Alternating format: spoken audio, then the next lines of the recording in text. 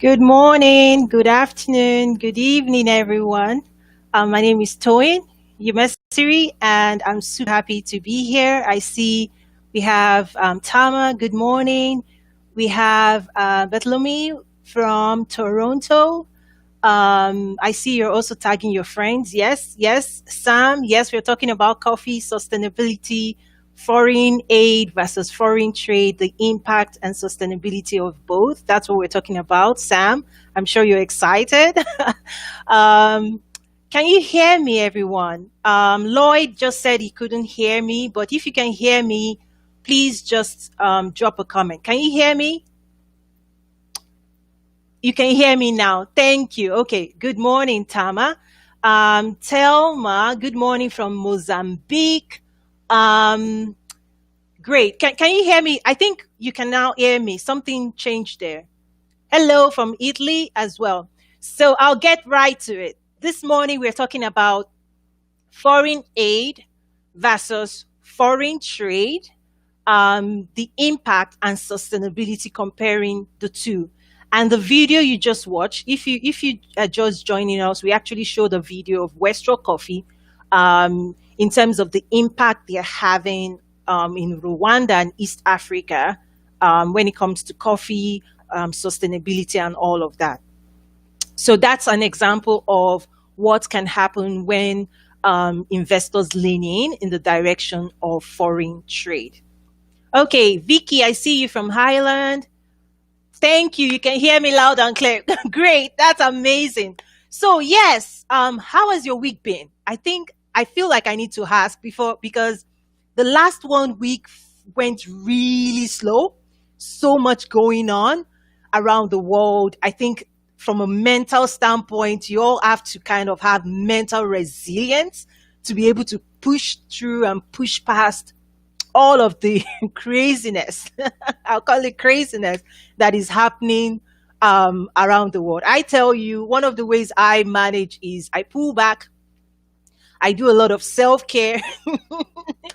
Those who follow me on Instagram know what I'm talking about in terms of self care, just to get my mind together. Like, we really have to still function properly, even with everything else happening out there. So, how has your week been? How are you coping wherever you are in the world? This is not just isolated to one region. But anyway, we are moving forward. We're planning for the third edition of the Trade with Africa Business Summit. It's going to be a virtual experience. I'm super excited because we're not going to do what we used to do in person. We're actually recreating the experience from a virtual standpoint. So that's fun to put that together. So yes, nice topic. Thank you, Taiwo. I hear you.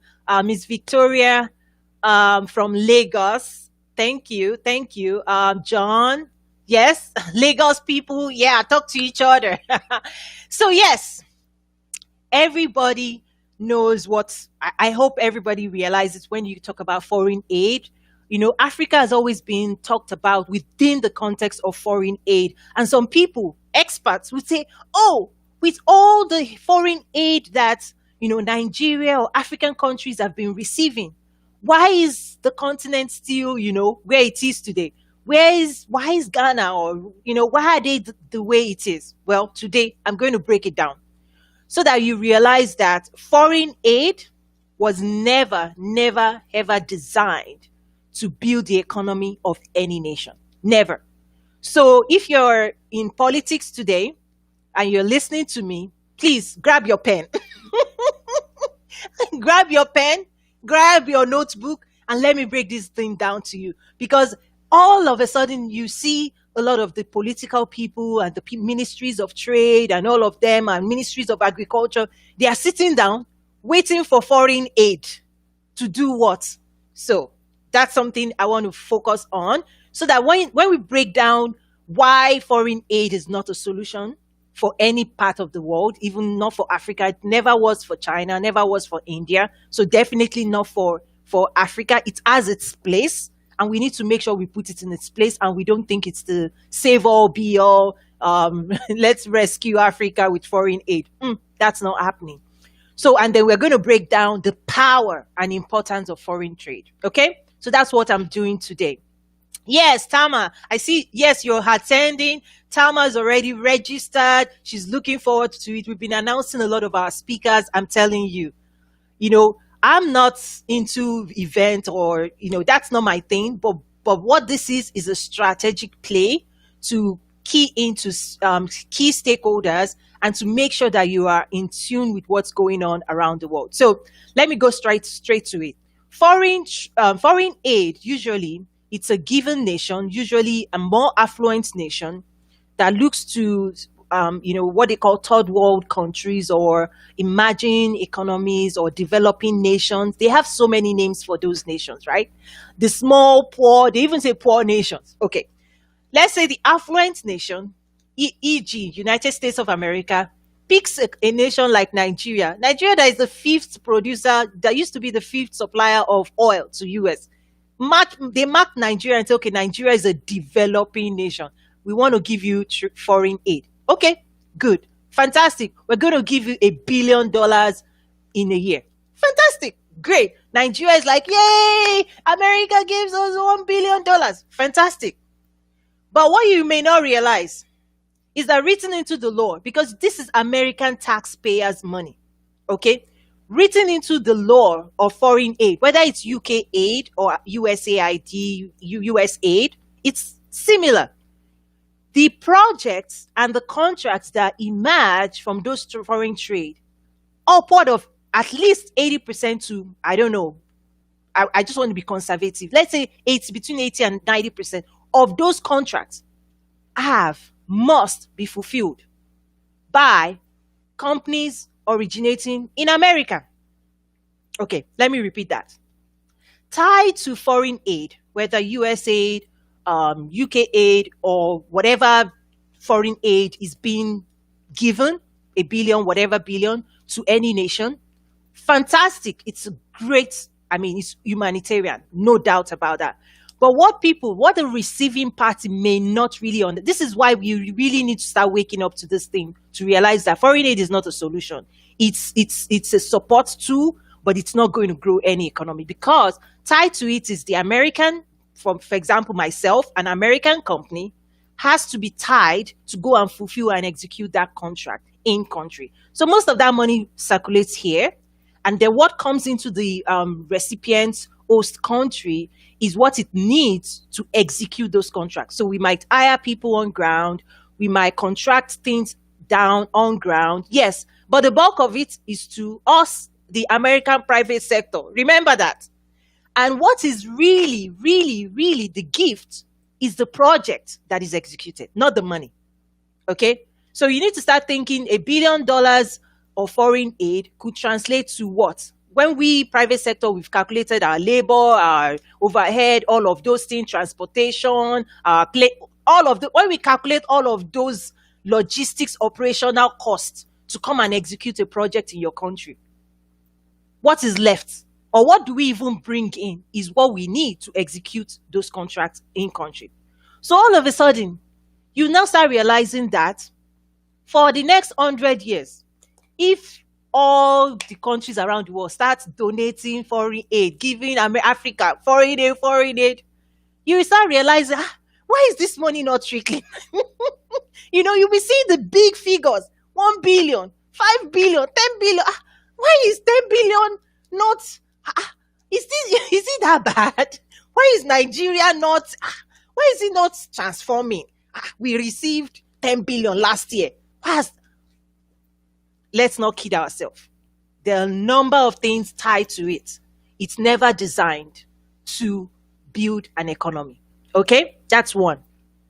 The second thing that I have seen is that a lot of the executors of those contracts, they bypass a critical group of people on the continent that can actually help make their initiative sustainable. Let me explain. In Africa, you have the political elites, you have the upper class, you have the upper middle class, you have the lower class, you have the lower, right? A lot of times, those that want to execute the contract, they will skip everybody. They might deal with the political elite a little bit, but they will skip the highly educated, sophisticated Africans that are in country on the continent, they will skip them. Okay, they will go into the rural parts and start executing projects. And guess what happens to those projects? The day they leave that rural part, there's no sustainability. They carry all their knowledge, they carry it away. What would really help is when they start realizing that, come on, there are smart, super educated Africans sitting in Africa that they should be partnering with, that are committed to Africa, that are fully that they've studied in Harvard, they've studied in Stanford, London School of Business. Please give me MIT. They've studied at the best universities in the world. They are sitting in Africa. They are committed. They are not going anywhere. They've returned back home. Those are the critical elites and the diaspora that this contract, these executors of this contract should be partnering and engaging with, so that even when the contract ends and they move back to their nation and they leave, those elites, the upper middle class, the highly educated, highly sophisticated people can take that project forward because they've been exposed to what's possible with agriculture, with infrastructure development, with manufacturing. All of a sudden, they've been exposed. They were included. One thing about, I might give Nigeria as an example a lot because I know, I can give Ghana as well. But one of the things that really, really allowed Nigeria, in the 80s, 70s, 80s to be the giant of Africa is because a lot of the on-ground initiatives were executed by Africans, right? Meaning, if you're building a bridge, if you're doing any construction, if you're doing any mega project, most of the labor that were used on those projects were in-country individuals, which meant that when those projects finished, those individuals would then birth their own businesses, they will birth their own initiatives, they will keep that momentum going because, knowledge is power. So what I see a lot of time with foreign aid projects that are executed is they will go into the most remote places, which is fine, but they will not take along the Harvard graduates, the MIT graduate, the person that understands global perspective that can actually translate these things. So you now ask, why are all these initiatives not sustainable? And I have examples, but I will not even share it. I've seen initiatives that spent, it was funded for 5 years. They were going to train these people. They trained that people. They did all this work for 5 years. After 5 years, the website has disappeared. Where is the knowledge you guys put together in 5 years? Gone. I'm telling you, this is real thing. I cannot make these things up. I'm only sharing things that personally I have engaged in, that I can defend, and I can give you names. So I'm not going to share what other people said or this. No, this is personal experience of initiatives that were fully funded for 5 years. At the end of 5 years, because the project was not extended, everything, including the website and the knowledge and the contacts, after 5 years, it's as if it never happened. And I'm asking, for how long would you do this? Well, for how long can Africa keep allowing this? People come in, they take all those funds, they do this thing, and it's not sustainable. It's not sustainable because the educated elites, they are not partnered with, they are not groomed to take on the baton and take it to the next level. So that's another reason right there. So I want to quickly run through my side before I start looking at questions. So I see, please drop your comments, drop your questions. Once I finish my thought process, then I'll be able to look at those and respond. So another reason that things I've seen with foreign aid is that the diaspora in the given nation, they are not fully engaged in those initiatives. So what I mean by that, let me not just say US right now. Let me say UK. You have a lot of African diaspora that are British citizens sitting right there. That when you want to go and do a project in Africa, you don't call on them. You don't tap into their knowledge, into their network. Remember, they are more connected than any foreigner. They are tied to the nation. They are tied back to the continent. So you will now find out that the first months, 6, 7, 8 months, or even a year of this said project, they are using it to gather data and gather network. I know those people, they reach out to me. Oh, Toyin, can you connect us to this? Toyin, I'm like, why not include us? Don't use me for Wikipedia, okay? Why not bring those diaspora in the giving? Why don't you put them as project managers, as partners on those initiatives? But you just fly into Africa and say, oh, we're here. We're here. We want to do a project. And you look at the project team. Are there no Africans in your country? This is not funny, guys. I'm telling you. You'd be like, why only Brit? Like, are there no intelligent, smart African diaspora in your country that you could put on this project that they know? Why are we doing this? So I have seen that that is not sustainable. Now, one thing I will also say that is probably our own fault is that a lot of the African diaspora, they are extremely successful, but they are successful independently, meaning as individuals. Best doctors, best cardiovascular, best this, best that. Oh, professor, vice president. A lot of African vice presidents in diaspora community, they are highly, highly, successful. But guess what? As an individual, not as a group. So you now realize that the African diaspora commands, as a group, commands not, as a group, they don't command any economic weight. They don't carry any economic weight in their host nation. Why? Because they are not forming associations, because they are not pulling political play, because they are not lobbying the government. They're just individuals doing great things individually. But in their community, I'm here in Chicago, in the Chicago community. When I moved there 2 years ago, I was like, oh, where is the African community? They are nowhere to be found. I'm like, where? There must be. Because where I was coming from, that was something I was already pulling together. I was pulling together, the African, we had a database, a list that I was also sending newsletters and news things to. Hey, this is what's happening. So I was already pulling that together. So when I came to Chicago, I'm like, where is the African ecosystem? Now let me tell you something that is funny, but it's not funny. There was a particular marketing person that is an African, and I said, how do you find Africans in Chicago? Like when I'm bringing this type of important engagement, important event, and we are bringing ambassadors to the community, shouldn't it be the diaspora that will show up first? Where are they? This person said, when we wanted to do a political campaign for this person, we had to start going around churches. That's how we could find it. I say, okay.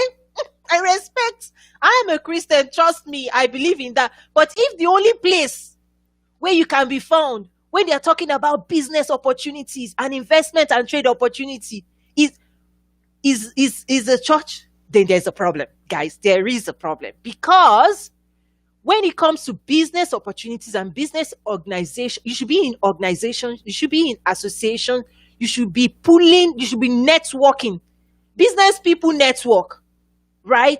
So if you're a diaspora and you're not part of a mobilized ecosystem of business people, you are missing out. You don't even know what's going on. That's what I would tell you. You don't know what's going on in your community. You don't understand what's going on politically. You are not even part of that ecosystem. So that's what I have seen, is that until resident diaspora start pulling their own weight locally, not just nationally, but start organically. Start doing things in your community. And this is something that even several years ago, there was a vice president, I would not name of what company, but I was engaging them in terms of, Africa, trade, this. This vice president, who is an American, said, Toyin, I'm hearing you, but we don't see you people in the community. We see the Indians, they pull us together. We see this group. We see, like, are there other Africans like you? I'm telling you, like, you need to start pulling yourself together so that in your community, people can start seeing you, that you carry economic weight, that you have impact locally, and then take it to national. And then eventually you should be able to lobby your host government to say, hey, we want a piece of that cake.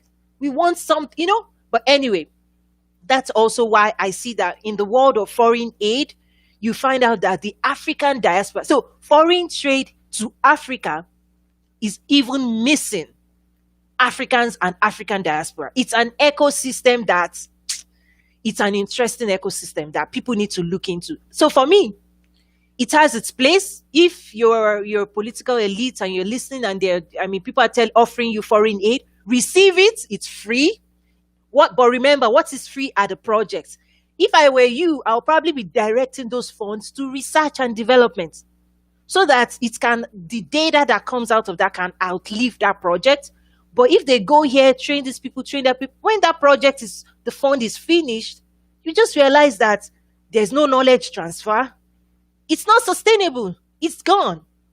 It's gone. So every single year, projects come, projects go, projects come, these great things happen. And then you'll be like, why is foreign aid not making any impact? Those are a few reasons. I'm telling you, there's a whole list of things I could share with you, but I'll keep that. One of the things that we are now going to start doing is on our trade community, we'll be having closed discussion. I know this is quite public, but we are now developing like groups, mini groups for agriculture, mini groups for manufacturing, mini groups. So it's going to be like a knowledge base of conversations, of expertise, and people that want to be a part of that.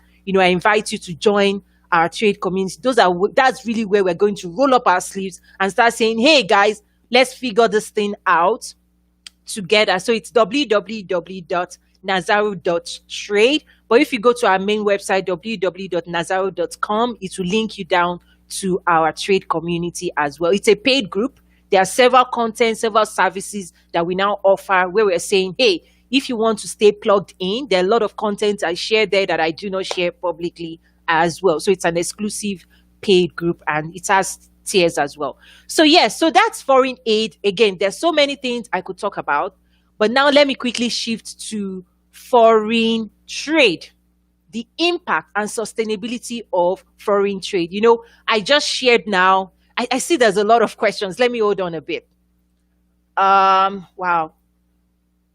Okay, I want to just acknowledge that I see your questions. Let me just wrap up the second half of my discussion, and then I'll go down that list. But yes, I see Sibu Siso from South Africa.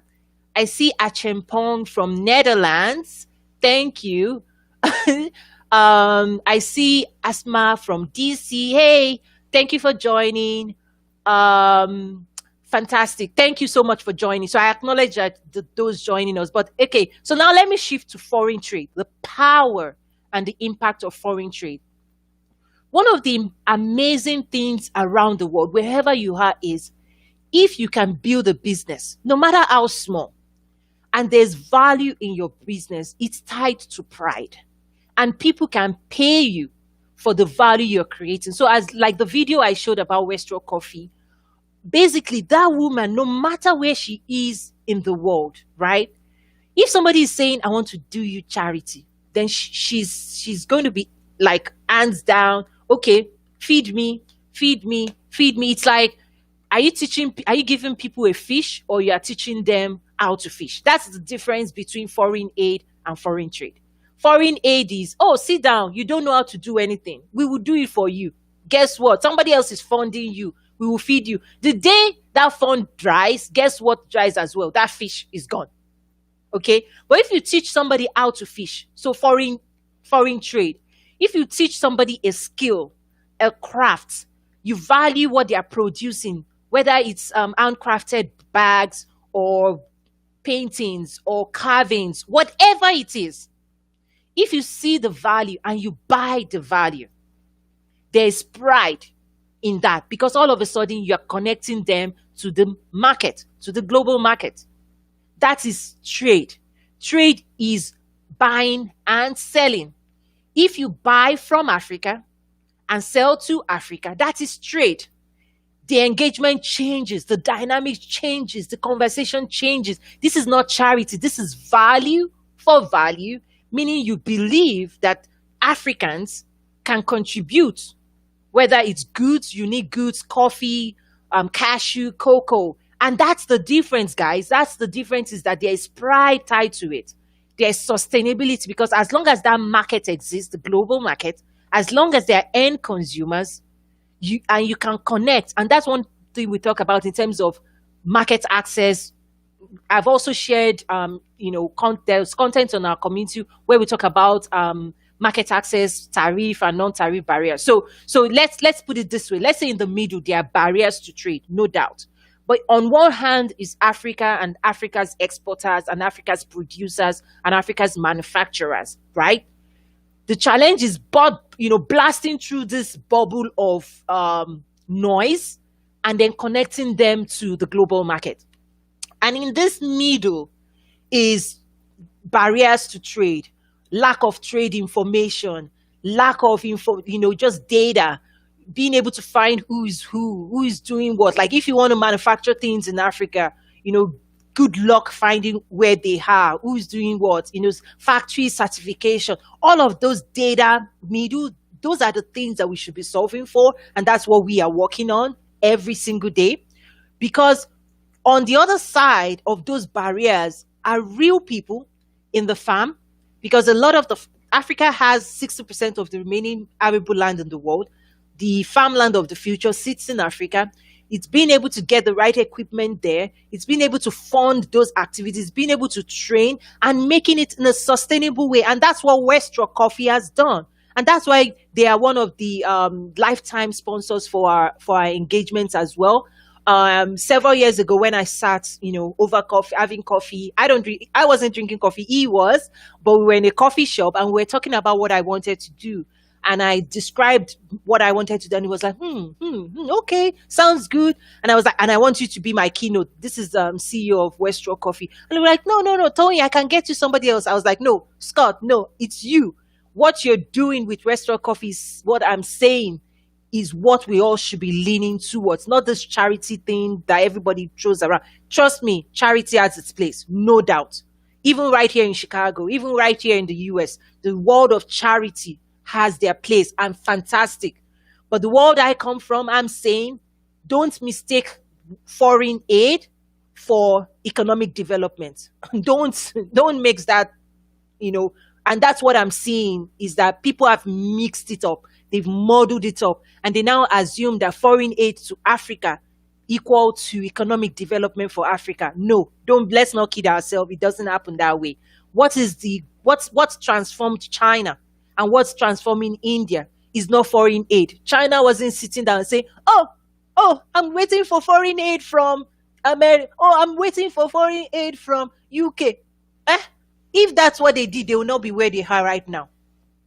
What they decided to do was to lean in 100% in the direction of foreign trade and say, hey, we can produce that for you.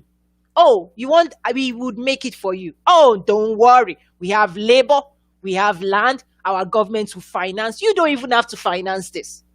We will do all the work. And guess what? They've done that for China. Now they're coming to Africa as well and say, oh, Africa, we will do that for you. So anyway, that's it in a nutshell. I know there's a lot more I could deep dive into, but I want to keep today's conversation short. There's more conversation that we're going to have and we're having in our closed and private community, trade community, where we are solving. People are asking questions. People are supporting each other. I'm telling you, every day when Tama, you need to tell them, when I hear Tama pings me, Toyin, I'm always hearing Tama's ping in terms of posting questions and people responding and Tama telling me, hey, this person just gave me this answer. What do you think? I'll be like, oh my goodness. I just love how my community, they're supporting each other, how somebody's asking the question, somebody's saying, hey, this is the way I solved it. Because the world of global trade, you cannot go alone. So even while I'm telling people to lean in to trade with Africa, I also want to acknowledge, I'm not saying it's easy. I'm actually the last person that will say it's easy. It's actually a journey of a lifetime. You need to get into a group. You need to get into a group of like-minded people. You're going to have a ton of questions. What has taken me years to acquire, right? You need to be tapping into that knowledge. You're going to need a serious network to blast through barriers. Remember that bubble in the middle. You're going to need a lot of information. And that's why I know I've shared before, we're gearing up for our trade facilitation masterclass. We already have a ton of people signed up to that. And one thing I'm doing is to we're going to schedule it out. We're going to actually break it into multiple classes because of the number of people that have signed up. So it's going to run for the entire year. So that's why I'm not in a hurry. I know a lot of people have signed up for that. But it's going to be, I see it as a game changer because a lot of people are wondering, okay, Toyin, we've heard everything you've said. Oh, we are now awake. Excuse me. Yeah, sorry about that. We're now awake to the opportunities. You've stimulated our minds. We're ready. What should we do? I'm like, okay. So I'm now taking responsibility to also kind of show people that, okay, if you're ready to engage, these are the opportunities, these are the challenges, this is how you have to grow yourself and become a trade facilitator. You can become an investor, you can become a trade facilitator, but you've got to step up and up your game and upskill as well to be able to play on the global market. So that's it. I know I rushed through. I was speaking really fast. Apologies for that.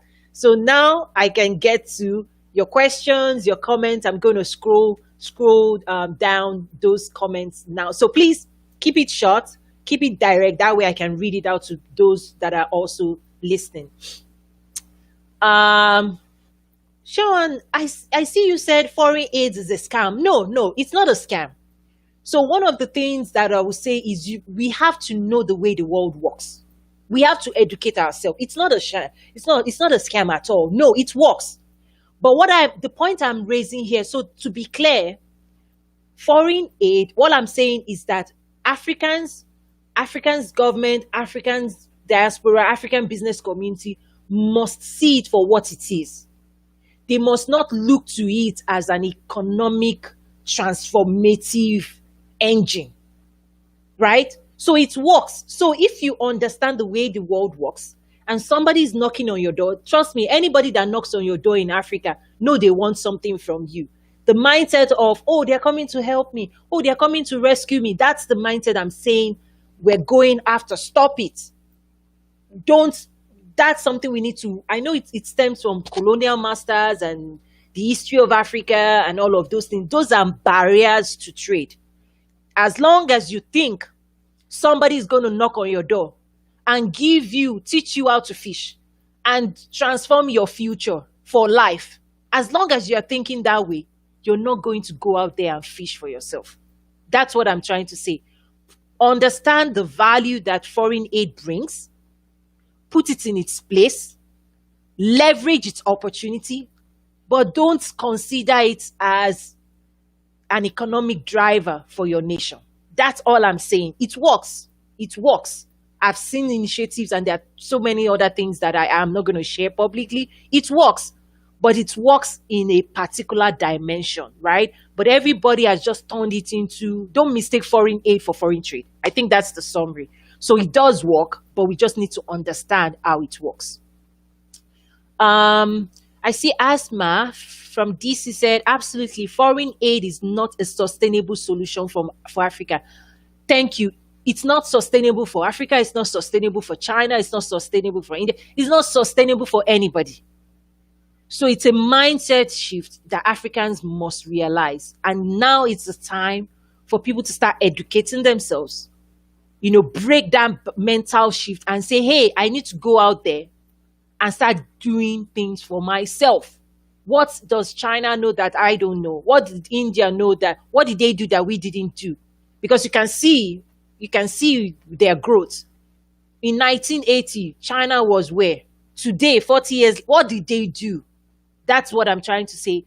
If you're trying to become the global player that I know a lot of African nations are trying to push for with the Continental Free Trade Agreement, we need to start level setting and understanding this type of things. Okay.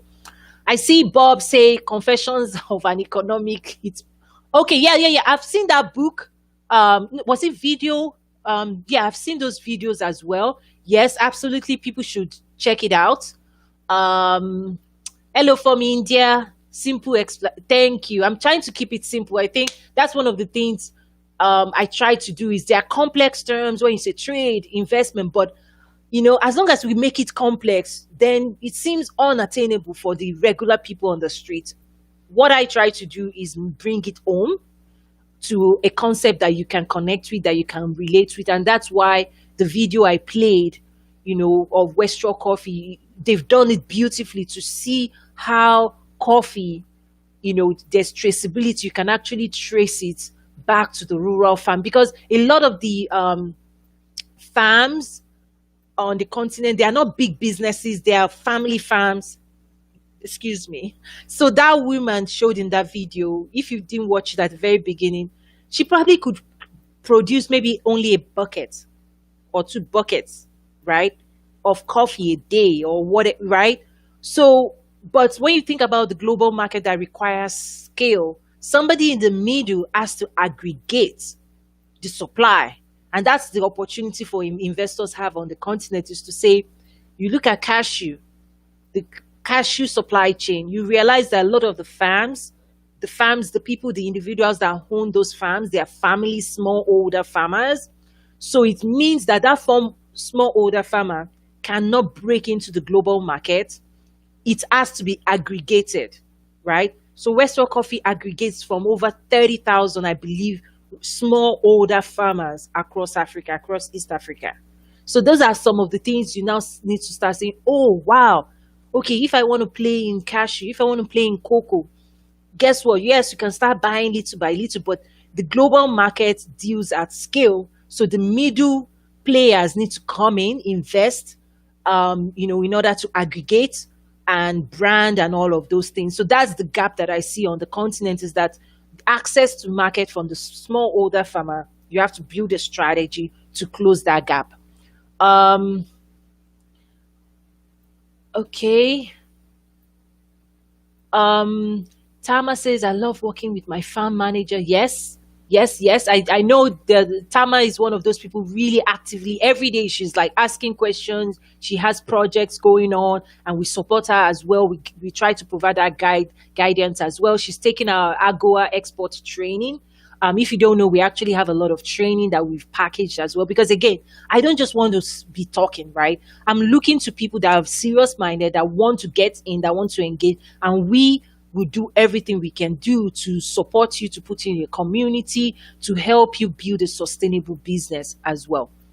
So Asma said, if US business wouldn't benefit from the contracts, then it would be hard to get. And exactly, yes. So again, absolutely. But remember, people like myself too, we're US businesses, right?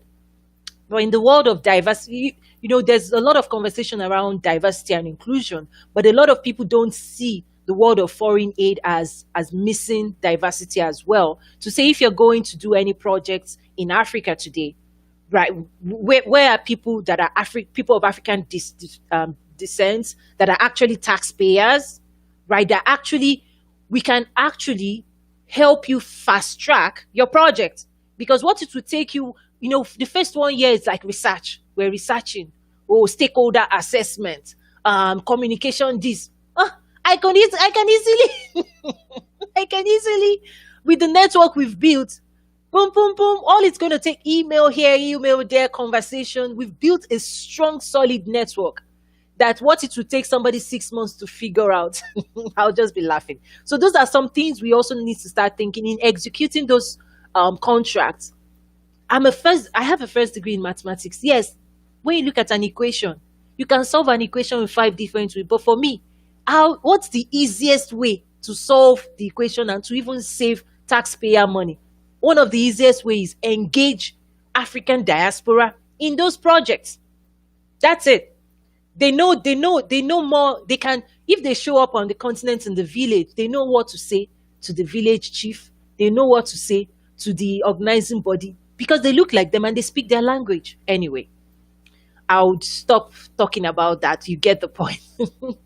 Okay. Okay, I'm going down.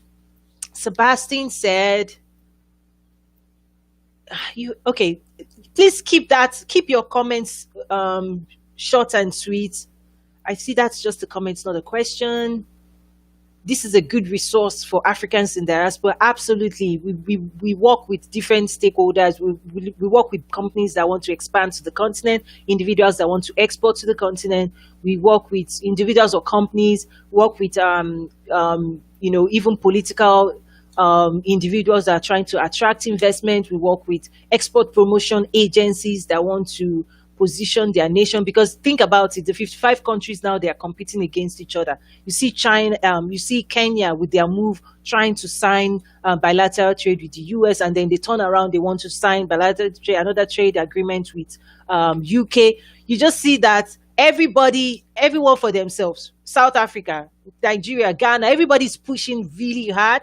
It's extremely competitive on the continent right now. So even for nations on the continent, if you want, as the world is waking up to trade with Africa, as we are working with them and saying trade with Africa, and they're asking us, I mean, a common question they ask me is, which country? Where should we go? Where should we, where should we direct our attention? So when we look across the continent, which ones are we going to recommend?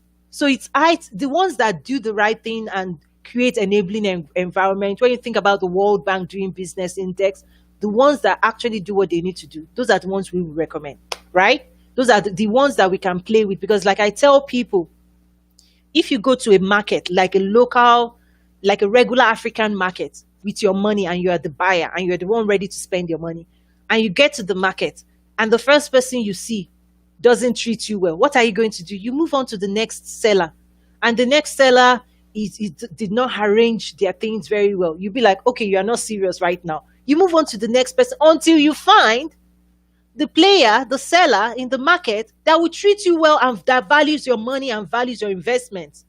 It's the same thing on the global market. So Nigeria, for example, I see them do this thing where Nigeria used to be the fifth largest supplier of oil to America.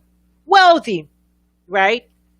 But one of the things they need to work on is that when you're dealing with oil, resources like oil, you behave like kings, right? You're like, you want our oil, do this, do that.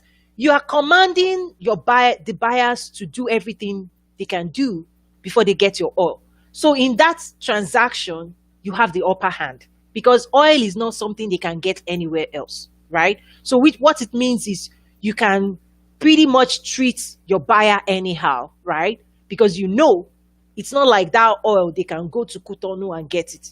They're still interested, and they've done a lot, they've surveyed, the oil is there. So in that mindset, in the oil supply chain, Nigerians, the business people in that world, and the political elite in that world, they have this a particular frame of mind that is extremely I don't even know. It's not the right attitude. Because when they take that attitude and they try to play that game when it comes to coffee cashew, you just see the buyers ignoring you. They're like, coffee? We can get it from East Africa. Okay, cashew, I'm not dealing. You want me to use my money to organize your market? No, I'll go to an existing market that is organized. So Nigerians will be like, why are these buyers not coming? They are not coming because they have options. The expectations you had, the way you used to deal with oil, that the buyers will be tripping on themselves, trying to get your oil or trying to get your minerals and everything. And you'll be like, turn right, they turn right, turn left. And you're like, ha, ha, ha, we are commanding them. The world needs us. We are the giant of Africa. That would only work in oil. And now the oil has crashed. The economy has crashed. So if you need buyers in other commodity, you need to start doing what the rest of the world is doing. You need to sit up tight. You need to organize your market. You need to treat buyers with utmost respect, because if you want their money, you're going to work for it. It's not oil where you just sit down, you say you want to drill. Oh yeah, we give you permission to drill. If you drill, this is our cut, that is our cut. And they say, yes, yes, yes. And then they drill and give you your cut. And then people start taking that money. No, the real world of trade, non-oil trade, works differently. Before you get $1 from any buyer, you will walk, You will walk. So that's another mindset shift that has to happen, especially for nations that have been dealing for years, for centuries, in natural resources. Diamonds and gold and this.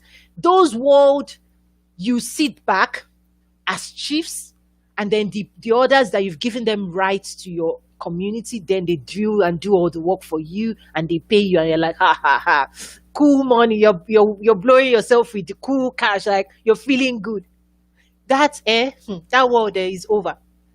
The real world of non-oil, if you have a factory and you want to get a PO to produce 2021 garments, hey, do you know what it takes to run a factory to produce 1 million pieces? Before you work with your supplier, the buttons, the zip, before you fulfill that PO agreement, do you know the heavy lifting and the sweat that it takes to do it? Nobody should say anything about China. Those people can work. I respect them. And that's what I'm trying to say is, in that new world that we're saying global trade, we see the opportunities. The opportunities exist. That world is different. You have the operation manual in that world is totally different. It's a game changer. And what we are saying is, if you want to move from foreign aid to foreign aid trade as a nation, it's time, because you have the youth workforce, you have the people, you have the land, it's time to mobilize ourselves to tap into that world. So again, I can talk about it, but I'll keep moving down to see more questions. Oh yeah, I see a lot of comments. I see Sebastian talking about the Nigerian budget, 28 billion for 200 million people, and you normally use 70%. I see that. Okay, Toyin, I see Mini asking, Toyin, please preach. This is the African leaders, particularly the Nigerian government. Okay, trust me, that's why we have a private community. Those who want to really hear the truth. Sometimes I feel like I'm extremely direct. People go to Washington, our political elites go to DC every time. Oh, and they roll out the red carpet and they shake their hands and they're like, and when the political elites return back to Africa, they're like, oh, they love me in DC. America loves me. Great. But they don't realize it's diplomacy. In the diplomatic space, they want you to come happy and to leave happy. They're not going to tell you direct things, right? They're not going to, it's not their business to tell you what you need to do to develop your nation. No, they have their own. Thank God for COVID-19 now. COVID-19 has showed the rest of the world. Everybody has turned in and they're trying to fix their own nation. So guess what? Your problem is not their problem. It's not. It's not. So it's high time that people think collaboratively and say, wow, strategically, what can we do? What do we have? African nations have what they need, but the gap is organized markets. Market intelligence, bringing people together and not waiting for somebody else to do it. That's the key. Stop waiting and stop expecting. And even the political elites, in private conversation, again, that's why we have the private community, because we break down these topics pretty quickly. Sometimes people just reach out to me and say, this. I'm like, you want to know the truth? Do you really want me to tell you? If you're ready for the truth, I'll share. I'll share it, because in business, you need to know where the minefields are. Because if you don't know what you're stepping into, boom, right? So you need to arm yourself with information, with knowledge, with network, with understanding as well, and then you can move forward with your project. Tama said, we appreciate you. Thank you. I appreciate you guys too. At least you guys are spending your time with me as well. So that's to say, sometimes they say, if a tree falls in the forest and nobody heard it, did it really fall? Like if Toyin is talking about trade with Africa and there's no audience, is there really trade with Africa? So thank you all for listening as well. Dr. Priska said Africans must arrange themselves in cooperatives and crowdfunding initiatives to develop their community. Thank you. You said it so clearly. That's it. you know, it's back to what I was saying before, where individually diasporas are the most successful people. Like I'm one of those people, right? I don't have to be public about my work. I don't have to be hosting the Trade with Africa Business Summit. In fact, I joke and say, "Oh, imagine if it's Trade with China Business Summit. How many planes the Chinese government will send to America? How many?" That's a joke, but it's funny, but it's not funny. It's saying when I say Trade with Africa Business Summit, how serious are the African governments taking it? Do they see the opportunity? In fact, when you see things like AGOA that has been on the books for 20 years, what have they done? What have they done about it? So, yes. So for me, in the private sector, it's so important to mobilize yourself into a community. Global trade is not something you do as individual. Even those opportunities, those PO, you know, you cannot execute a mega PO by yourself. You can't. You can't even capture it. Nobody's going to give you because they're looking at your financials. The biggest buyers, before they will even deal, they have a lot of requirements. For those who may not know, I know I don't share a lot about my background, but I was actually responsible for building the supplier management global sourcing platform for Walmart, which is the biggest retailer in the world. So in terms of the software and the checks and the questions and all of those things that has to be met, factory warranty, all of those things before a global buyer would even bother to look at you. They have to do a lot of due diligence before they would engage. And I'm saying, are you ready? I mean, when a lot of people reach, I'm like, you cannot respond here. Your DUNS number, I mean, there's so many checks and balances that has to be met, and individuals cannot meet it. So it's so important so for example, you think about apparel and all of those things, the demand is there. The challenge is that you've not organized maybe textile manufacturers of Africa, just something like that. If we say textile manufacturers of Africa, where are they? Who are they? Right? How have you mobilized them as well? Those are the things we want to see. Daminola said, who are those capable of engaging in foreign trade as an individual? Can I engage in foreign? Yes, the most first thing is get into a community. Start getting information. And for our Trade with Africa Business Summit that is in 2-3 weeks from now, we're going to be doing something different, which is helping you to narrow down the role you're going to play. Because the role, I mean, a lot of times, all you might even need to do be an investor. Some of the people that follow our work, they're not really interested in going to a farm or going to no, they just want to sit down in the comfort of their home and let their money work for them. Great, let's do that, right? So each person needs to figure out what they are comfortable with as well. Okay, Bob's. So I'm going in. There's a lot of comments. Okay, great. Okay, there are books being recommended. We must leverage our. Ola Dimeji said we must leverage our diaspora population, financial influence, and identify non-government focused sectors to begin the impact. Yes. So if what you're about is impact, and when I say impact, I'm not talking about charity. I think I've addressed that. I'm saying opportunities. Like, what can you do to build businesses around this? Like for us at Nazaru, we are building a business in providing services and platforms and network and events and information that supports others, right, in terms of driving trade with Africa. So this is our work. This is our value. This is the value proposition that we have, is to say Africa is the next economic frontier. There's a lot of transactions. As those transactions go up, individuals that are involved need to arm themselves with skills. In order for you to be successful, you need to grow your network, right? You need to understand what's going on. And a lot of the content that we've been putting together, I know someone asked me, okay, apparel manufacturing in Africa. Guess what? We have a video from 2018 where we talked about apparel manufacturing in East Africa, and we have videos that show exactly what is going on, right? We have content around poultry, agriculture.